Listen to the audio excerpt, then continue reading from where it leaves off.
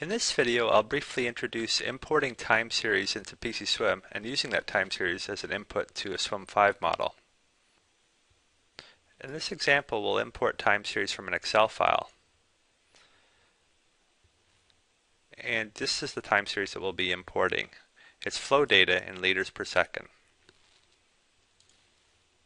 We'll switch to PCSWM. I'll go to our graph panel. And we could copy and paste that data via the clipboard from that Excel file, or we could open the Excel file directly. We'll do the latter here. Choose the file to import from. Since PCSWM didn't recognize the format of the time series, it's brought up the Import Custom Time Series dialog. If there were more than one worksheet in that Excel file, you would have access to them here. And we can tell PCSWM how to interpret the data that's in that file. The first column is date and time, and we just want to import flow data. So we'll go to the fourth column and we'll tell the program that that's a value and that the function is flow. I can type that in, or I could pick it from the drop-down list, and the units are liters per second.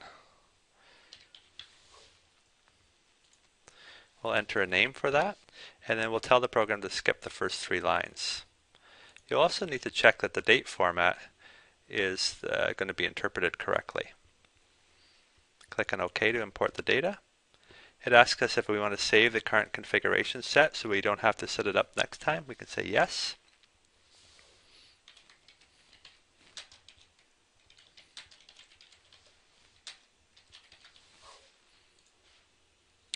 And then PCSWM prompts us to save the file that we just imported in a native time series file so we don't have to go through the import process next time. And there's the time series that we've imported. Now if we wanted to add this time series to the time series editor for use by a SWM model, we could select the time series portion that we want to add to the time series editor, and we can go to the menu and choose Add to Time Series Editor. And we can choose to add the selected portion. And there we have it. There's the time series, and that's the selected portion we chose to import.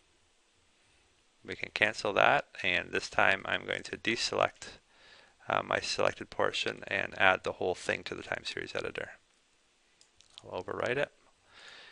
Now we can go to the map and choose the location to input that time series, and go to the time series attribute and choose that time series and assign it to the junction. And that's a brief overview of how to import time series and assign it to a SWM5 model. This works for rainfall time series as well as water quality time series.